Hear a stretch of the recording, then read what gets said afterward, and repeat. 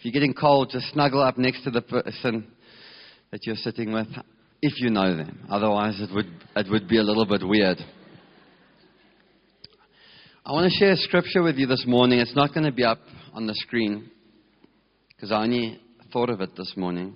Therefore, if you bring your gift to the altar and there remember that your brother has something against you, leave your gift there before the altar and go your way.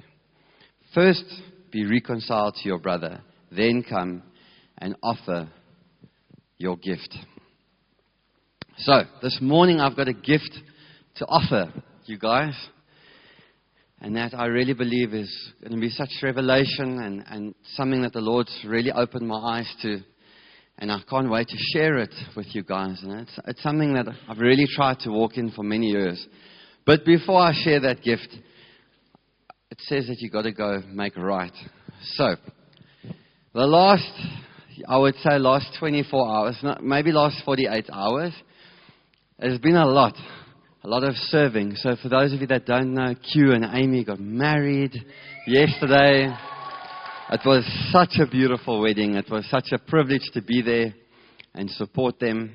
My wife was a matron of honor, and I was one of the groomsmen, man of honor. What is it? Best man, man of honor. And when you are best man and you are the husband of the matron of honor, you also become one of the bridesmaids. Because everything that the bridesmaids forget, I get a phone call that I have to bring or prepare. So I don't know if it was the same for you, Tyrell, but 100%. So we were part of the bridal party and the grooms. We were part of the women as well. And so we've just been serving. And basically, I just want to let you guys know, if you've never been a bridesmaid or one of the groomsmen, basically what it is, you're a skivvy. You serve and serve and serve. And it's a blessing. And I think there's two people that I wouldn't want to serve more than Amy and Q. But nonetheless, it's a lot of planning and serving and giving and, fixing things and that. And, after the wedding, my brother-in-law somehow someone took what was it, the book? The register. Yes, and now we're stressing, and I want to get home because I need to prepare for my sermon. Yes, I prepared a few weeks ago, but I want to go over it. And it's late, and I'm tired because we've just been skivvying the whole day. And while I've got like 5% of energy left, I need to use it to maximize my sermon. And then we're just helping. And then Jade has to go fetch, which means Kippy over here has to go fetch the runners on the table and all that. And then we had one of our cousins come stay over by us last night. It was at the wedding. Such a blessing. And so this morning we had to help her. And then our grandfather came, and he's just the most incredible man. So, it's not one of those people in the family that you can say, I'm busy preparing. You have to go out in the cold and go help. And then we sent her off, and we're just about to go, and then she phones, she's forgotten her high heels. So there we have to go outside. It was just, when there's not a major thing, but just a lot of little things the whole time. And I've still got a sermon to prepare for, and I'm starting to get a little bit under pressure. I climb in the car. I realize I forgot my gloves, and it's freezing. And my hands are cold. And I put them there, but because we had to go back and get stuff, I forgot them. So it's not like I didn't prepare, so now I'm even more upset. Then I climb in the car. My beautiful wife asked me, can she pass me my sunglasses? Thank you so much, love. Oh, yeah, by the way, our boot isn't working. We just took it to get fixed. Pastor Roy took it for me. Sorry, Pastor Roy, it's not working again. I'm going to need your help. And, that cost us a lot of money. But it's more the pain of not having a boot to open. And you're opening the back seats to get the suitcase out. It's just a nightmare. And then my wife asked would I like to wear my sunglasses? Lovey, please, the sun's in our eye. We were coming over the bridge. I see she opens it. she left my sunglasses case. It's still in Durban. And she said she would go get me another one a few weeks ago, and it's still not there. So now, and it's my lacquer sunglasses, and I see they're just getting scratched in there. Now I'm like irritated. So I lose it with my wife just before the service because I'm under pressure and I'm nervous because of the word. And then I'm feeling bad, and then the Holy Spirit's like, you must apologize. I'm like, but Lord, she said she would get it 3 weeks ago, and the Holy Spirit's like, but you spoke to her ugly, so you better apologize. So I did apologize, but she's still a little bit upset with me because I didn't speak to her nice. Then I came in, and then there was something with the heaters. Then Loisa, I had a go at her. So before I bring my thing, I just want to say I'm sorry for the way I spoke to you this morning. You know, it's not about, like, sometimes what you say. I still agree with what I said, but I really spoke to you ugly, so I really want to apologize from the pulpit side. And love, I'm sorry as well for the way I spoke to you. And thank you, guys. And guys, just because you're in a leadership position doesn't give you the right to mistreat people. Just because you're a husband and you are the head of the home, and I am the head of the home, and I know I'm the head of the home, but that doesn't give me the right to speak ugly to my wife. Just because I am over Loisa doesn't give me the right to talk ugly to her and snap at her and take, oh yeah, I forgot my keys for the office when I walked in, and then I saw Loisa. So I saw it the worst time. But luckily she's such a champion, and she just handles it with so much grace and class. And thank you so much, Loisa, for always having my back. And even if I'm a bit difficult, I really, really appreciate you so much in my life. And I also want to say, guys, that don't ever take advantage of the authority that God's given you. Now, I was standing here, we were busy praying beforehand, and then the Holy Spirit's like knocking, and he's like, hey, you better apologize to Loisa. I'm like, but Lord, I've got to give a sermon, and she must understand, and, you know, she's there to protect me. And then the Lord just said, who do you think you are? You know, do you want the word to be blessed this morning? I said, yes, Lord. He said, well, go make right before you bring the word. So I just know this morning is going to be blessed just by the amount of little things that have happened. Boot is still broken. Keys are still at home. Gloves are still at home. But we're going to have a blessed morning. Sunglasses are scratched, chipped.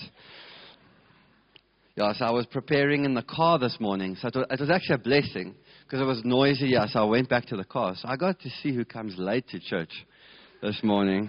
It started off with my dad.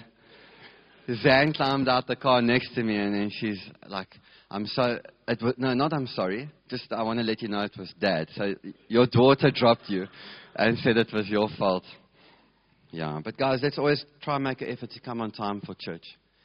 Not just because it's the right thing to do, but it's because it's Jesus, and He deserves our best. You know, He deserves that we speak to each other nicely under pressure. He deserves that we come on time for Him. He's so amazing that we should be early for Him. And it doesn't matter how we were brought up to. Some of us were brought up to be just on time. Some of us were brought up to be 5 minutes early. And some of us were brought up that doesn't matter what time you come, as long as your presence is there. But Jesus deserves the best, guys. So let us have that heart. So, just to recap everyone that wasn't here the last 2 weeks, we've been speaking on wisdom, but in particular, we've been speaking on the 2 words, lev, shomia. So, Solomon, when we went through our Bibles, the English Bibles, the different translations says he asked God for an understanding heart or a discerning heart. But we took it a bit further and we looked at the original Hebrew. And the original Hebrew of what he asked for. So God appeared to him at night and said, Solomon, you can ask for anything.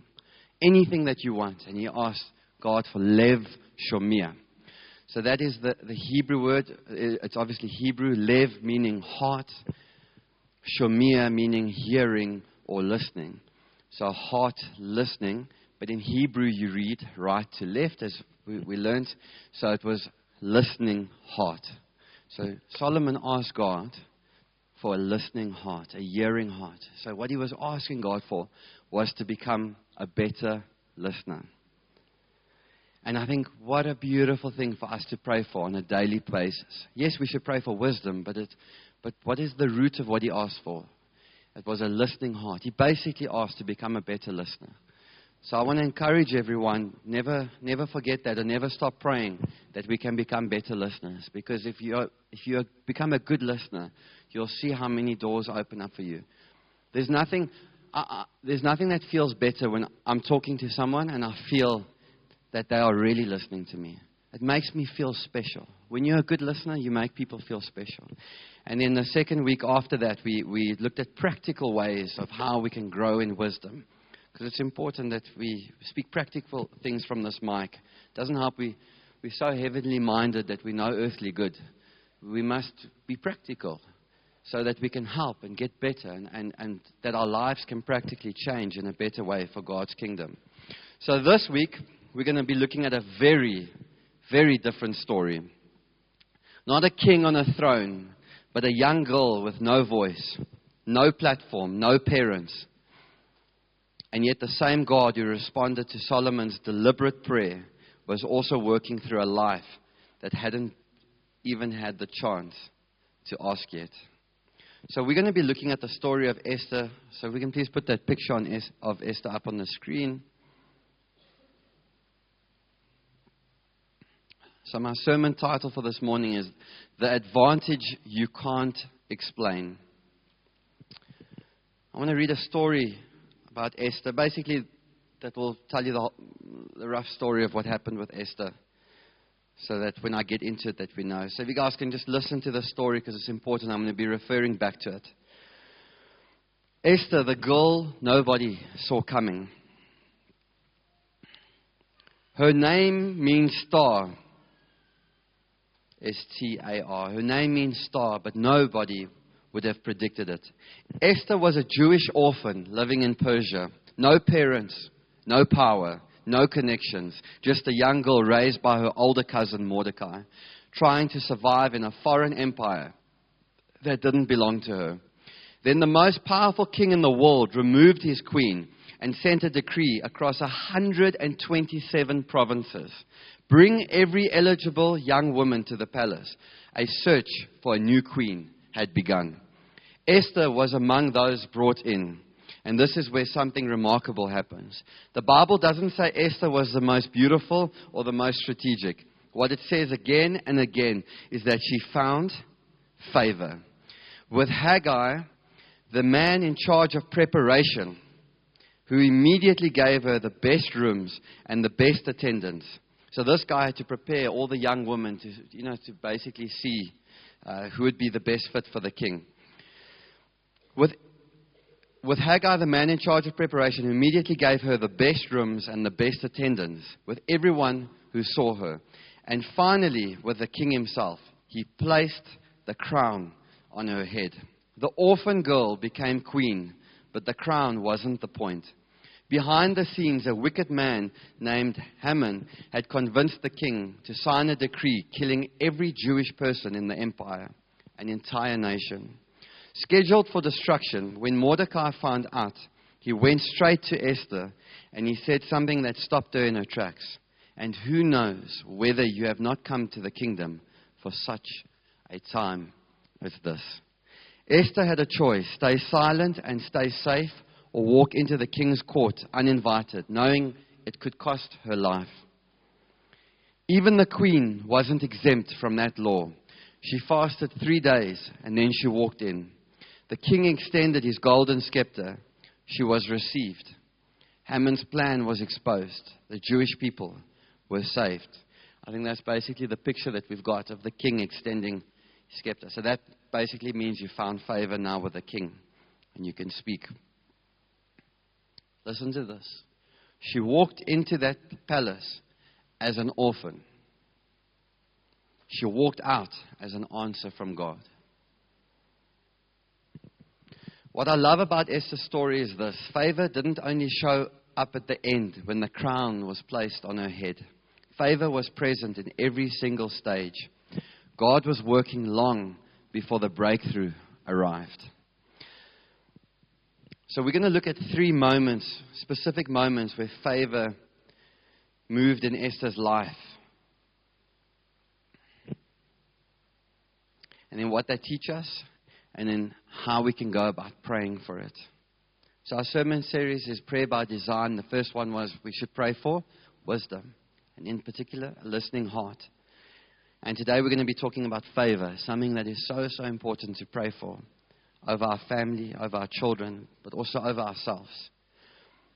Point number 1, favor starts before the breakthrough. A lot of us wait for breakthrough to happen before we think we have favor. But the truth is, favor starts even before the breakthrough. Esther 2 verse 8 to 9. Esther also was taken to the king's palace and put in custody of Haggai.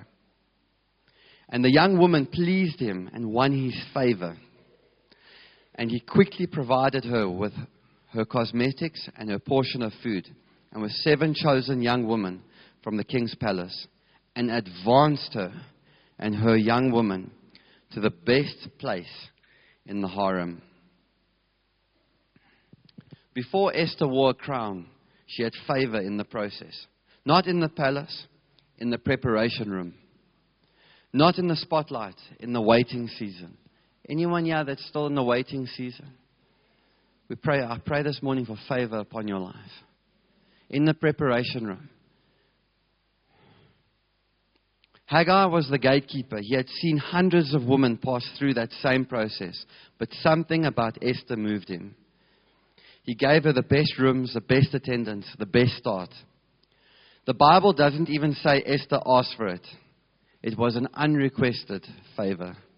This is what makes favor different from strategy. Strategy gets you a good result because you worked for it. Favor gets you a better result than you earned.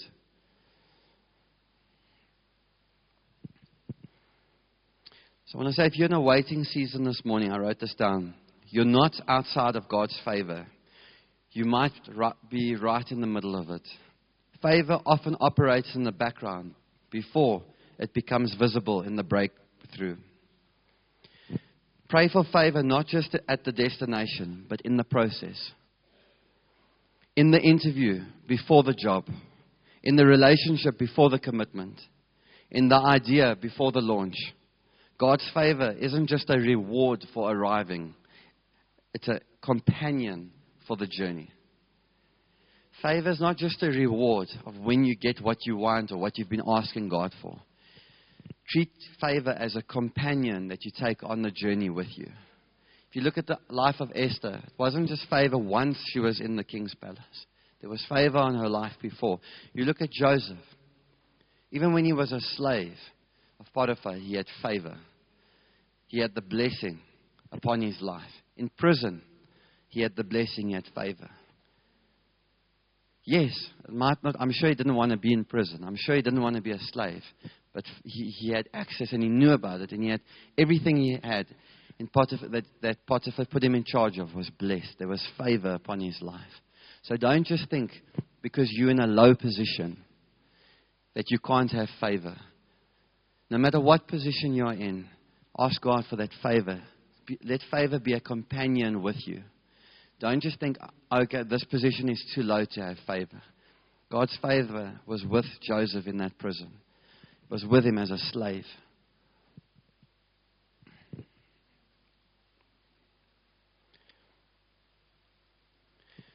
So are you currently in a waiting season, a preparation room of some kind? Also felt to say someone in this church needs to hear that their waiting is not wasted. You're waiting for the right person. You've been waiting for a long time. There's favor in your waiting. God's preparing the best person for you, best wife for you, best husband for you. There's favor. Don't think because you don't have the person yet that there isn't favor upon your life. You've been trusting God for a long time for a better job, a better position in that job. There's favor upon your life in the waiting room. There's favor. Joseph waited a long time before he was next to Pharaoh, but there was favor everywhere he went. Don't get so fixated on what you don't have that you miss out on the favor of God upon your life. Point number 2. I see we have a disco light here. favor upon the word.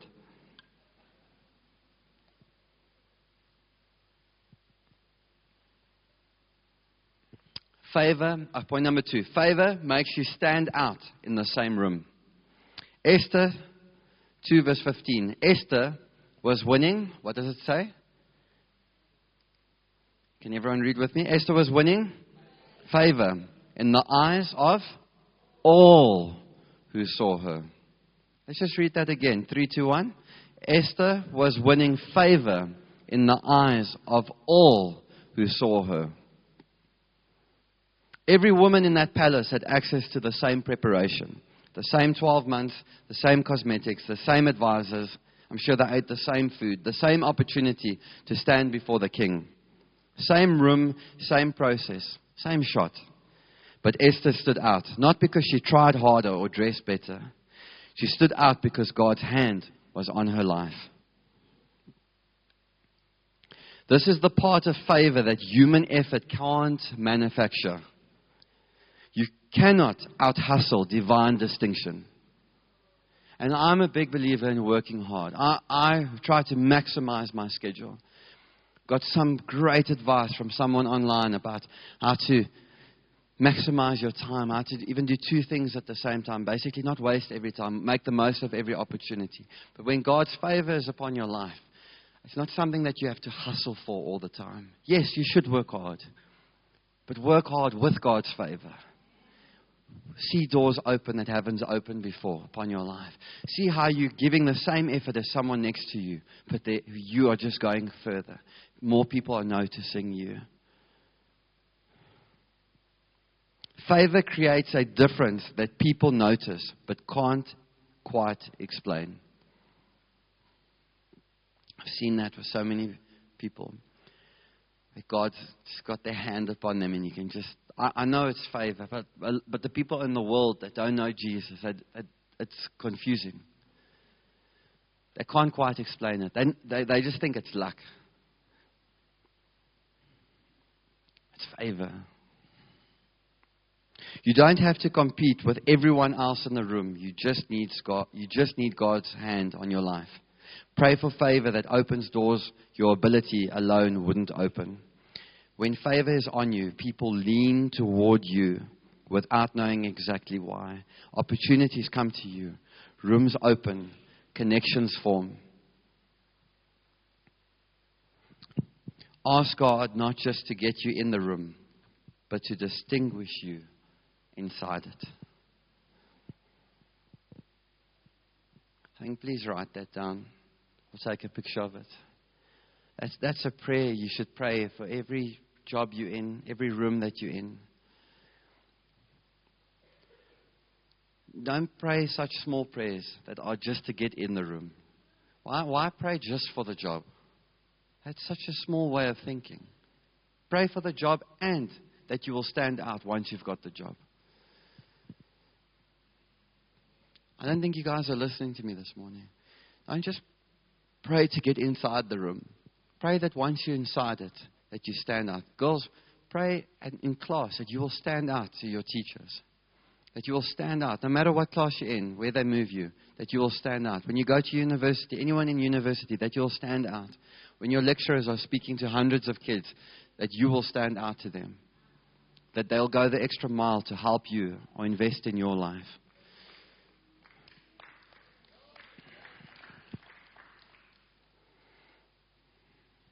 And it's God's grace. It's not personal superiority. It's not that you're better than anyone. But it's understanding what Jesus did on the cross. And it gave you access to God's grace. 2 people in a job interview with the same CV. One gets the call. Why? Sometimes it's just favor. Thank you, God. Thank you, God. Let your favor distinguish us wherever you've placed us. Thank you, Lord Jesus. Thank you, Father God. Wherever we are placed, thank you, Jesus, that you just distinguish us, that we will stand out among the rest, Lord Jesus. Thank you for opportunities to come upon all of us here. Thank you, Jesus. Thank you, Lord. You know what's crazy about the book of Esther? Is that the name of God is never mentioned once in it. It only happens in 2 books in the Bible. Song of Solomon and Esther. And I was thinking about it, and I did a bit of research. I think God was very intentional about that. Just think about it. The name of God was never mentioned in the book of Esther, and yet she received so much favor. It's just how amazing God is. It's so amazing. This is widely understood by scholars as intentional. The book shows divine providence working through ordinary human circumstances without announcing itself. This actually strengthens the favor narrative. God was moving the whole time, even when his name wasn't being spoken. Favor. Favor. Favor. No one looked at her and said, "Oh no, I can see you are a child of God," or because of who you serve. She just had favor. We know it's because of God. And that I want to encourage you. You might be in a place where they don't speak about the name of God. You might be working in an organization where they don't speak the name of God. They don't have to speak the name of God for you to receive the favor of God upon your life.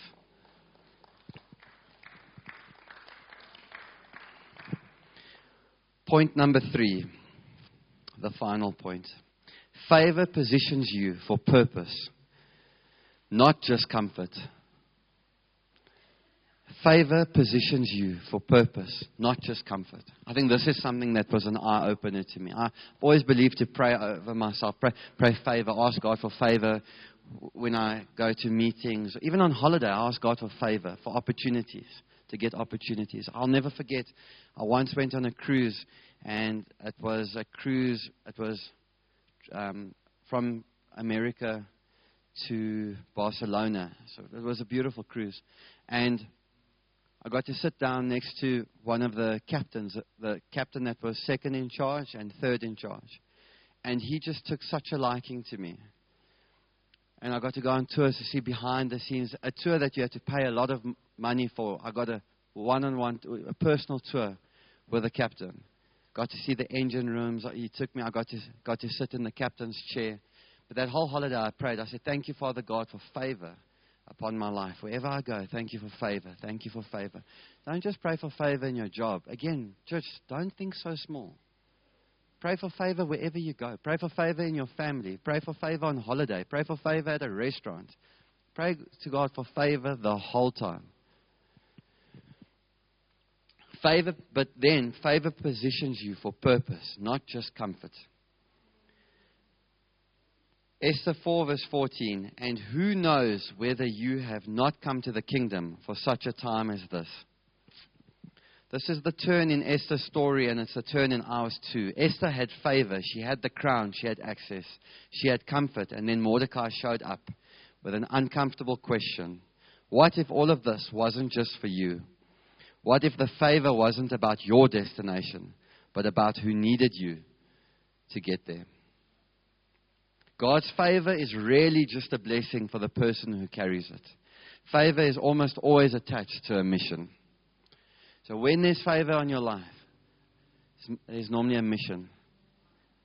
It's to make a difference in other people's lives. Esther could have stayed silent.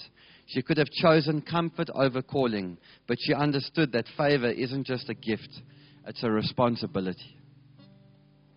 Don't just pray for favor so your life is easier. Pray for favor so you can do more for others. And I think that's where God wants to take us. Not just favor. Yes, we must have favor. And favor does make your life better. It gives you access to rooms that other people don't have access to. But the core reason for it is that God can use us more to make a difference. I want to say God wants to bless a lot of you this morning. Your businesses. He wants to bless you. Why? So you can be a blessing to others. It's not just for yourself. So ask God, where have you placed me? And who needs me to use what you've given me? Your platform, your position, your influence, your access. These are not accidents. They are assignments. Someone in your world is waiting for you to show up, for such a time as this moment. Everyone here has got such a time as this moment. And I'm asking everyone, maybe you were born for such a time as this. What is your such a time as this? At school, what is it? At work, what is your such a time as this? In your family, what is your such a time as this moment? I also wrote this down as I was preparing. Someone in this room has been given favor in a space they haven't yet fully stepped into. I just feel there's someone that's going to be stepping into a new position. And there's already favor waiting for you before you've even stepped in. And something so important. But I just prayed the other day. I said, God, I don't want to waste the favor you've given me. And I'm praying for favor upon my marriage, upon my wife and I, upon our family, upon this church, upon our schools. I also said, Lord, help me not waste the favor that you've placed on my life. Esther didn't start her story with a prayer request. She started with loss, with displacement, with an uncertain future in a foreign land. And yet God's favor found her in the preparation room, distinguished her in a crowded palace, and used her at the most critical moment her nation had ever faced. She walked in as an orphan. She walked out as an answer from God. If any of you were brought up in an orphanage, or you were brought up without parents, or brought up without a father, here's the perfect example. She was in a land that she didn't even really belong in. And God used her to change and save a whole nation. Don't ever think because of your upbringing that God cannot use you. She was an orphan. She was nothing in that time. And she found the favor of God upon her life. And God used her and took it, I'm sure, through amazing experiences and to an amazing place. And we get to talk about her thousands of years later because of the favor upon her life. You don't need the perfect upbringing to make a difference. You need the favor of God upon your life. Stop sulking and complaining about your upbringing when you've got God in your life, when you've got Jesus. Jesus died on the cross to give you access to everything that you need to become a huge success. So stop moaning about what your father did to you or didn't do for you, what your parents didn't do for you. You've got access to favor. You see, when you keep looking at your problems, you're not looking at the favor, and you're going to miss it. Don't look at what you don't have. Look at what you do have, church.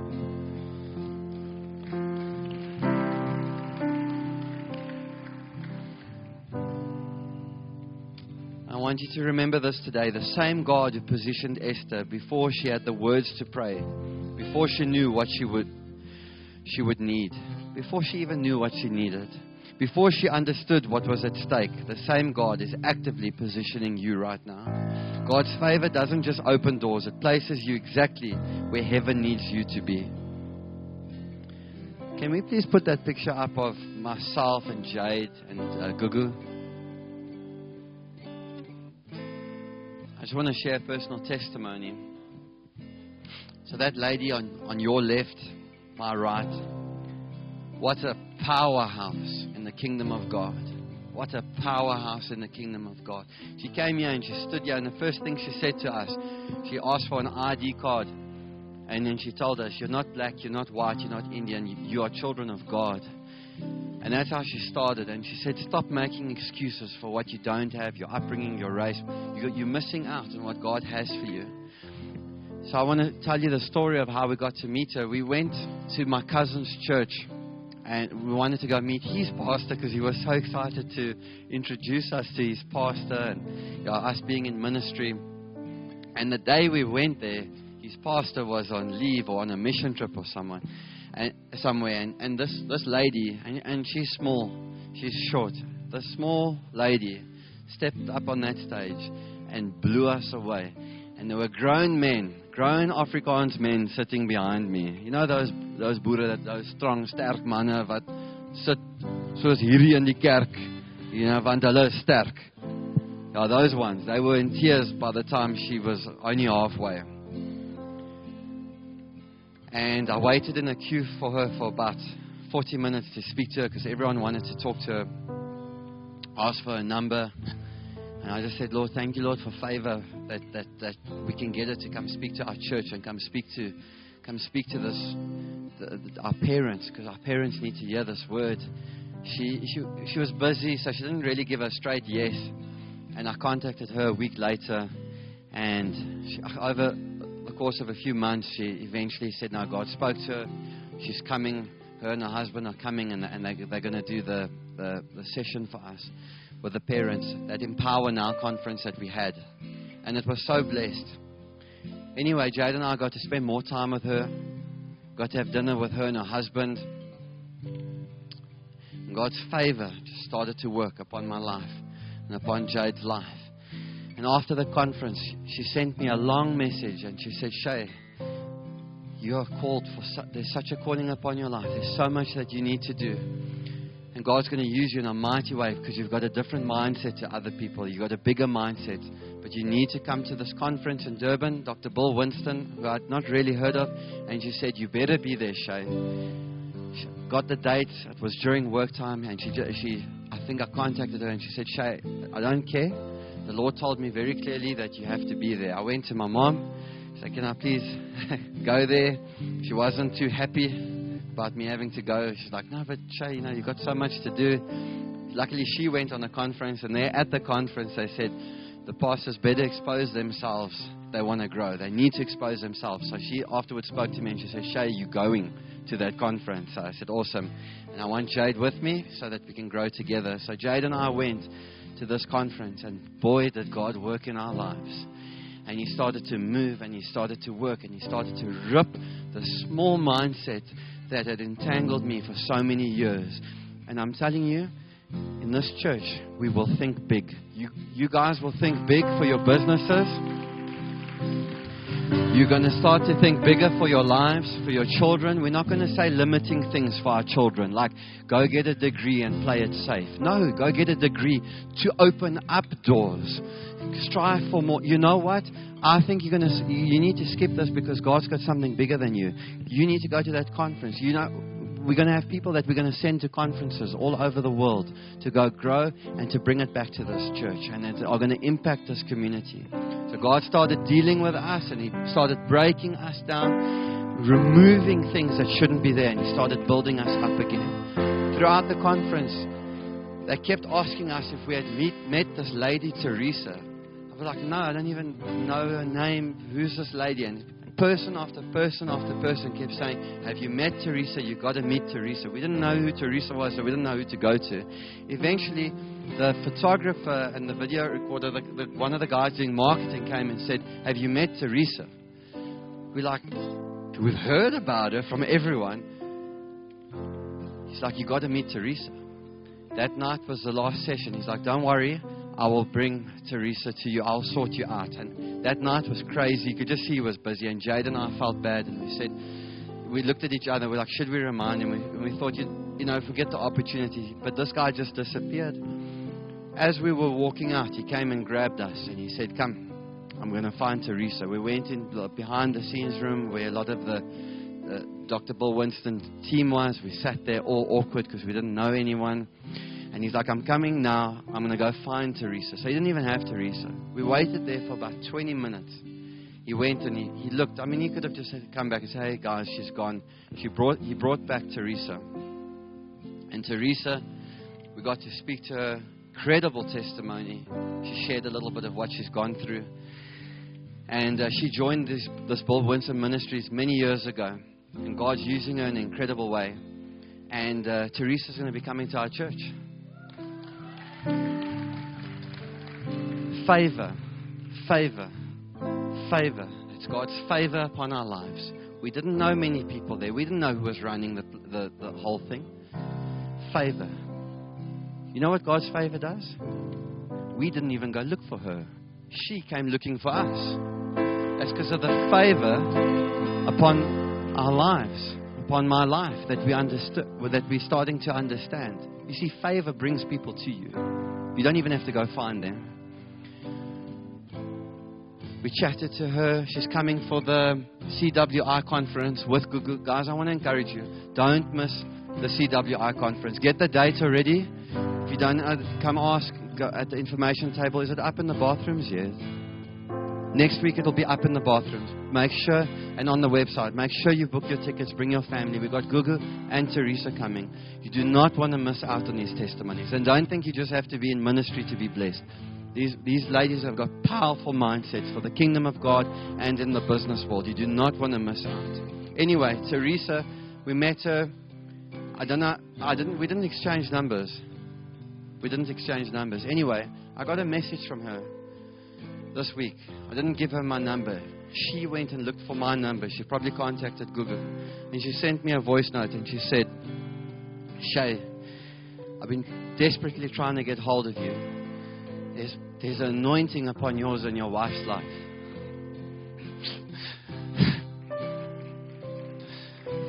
Do you know how much that means when someone that's doing so much for God's kingdom? She said, when I walked in and I saw that couple sitting on that couch, there's an anointing. She said, you're going to change your jurisdiction and you're going to have a global impact. She said it's clear and obvious that the impact that you're going to have is going to be global.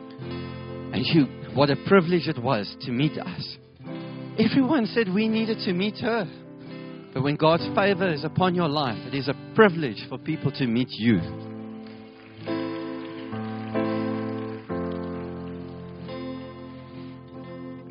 So learn to pray for it, not for selfish comfort, but not for personal advancement, but to be positioned, distinguished, and used for such a time as this. When there's favor upon your life, it's to change the jurisdiction. It's to have a global impact. It's not selfish. Romans 5 verse 1 to 2 says, therefore, since we have been justified through faith, we have peace with God through our Lord Jesus Christ, through whom we have gained access by faith into this grace in which we now stand. And we boast in the hope of the glory of God. I want to put a different translation on there. Verse 2. We can put the NLT version. Because of our faith, Christ has brought us into this place. Remember, we are near to Him. Because of our faith, you have to have faith that you have access to this favor. You have to have faith. Christ has brought us into this place of undeserved privilege where we now stand. And we confidently and joyfully look forward to sharing God's glory. You can confidently look towards God's glory and joyfully. And what does it say? Undeserved privilege. You don't have to deserve it. Jesus did it on the cross, church. So stop thinking, I've sinned, I've done this, my past, I'm not good enough, I'm not tall enough, I'm ugly, I'm too ugly. No, it's an undeserved privilege that God has given you access to. Meaning, you don't deserve it, but God gives it to you anyway. Because He loves you and because of what Jesus did on the cross. On the cross, Jesus secured grace for us, and grace includes the favor of God. Every believer already stands in a position of favor before the Father through Christ. The access has already been given. But I want to say there's a distinction it's very important to make, and that is between positional favor and experiential favor. Positional favor, what Jesus purchased for you, this is already yours. You are accepted, loved, and welcome before God. But experiential favor, how you walk in and experience God's work in your everyday life. A lot of us were in the world, operating in the world systems, and when we became born again, we come over to another side, like Gugu said. We don't operate the same way. Once you're born again, you leave that world. But the problem is, and I want to add to what Gugu said, the problem is we are on this side. We have been born again, but the way we do work, the way we do things, the way we do relationships, we are doing it the way the world does it. So we love Jesus, we pray to Jesus, we even come to church and we serve Jesus, but our daily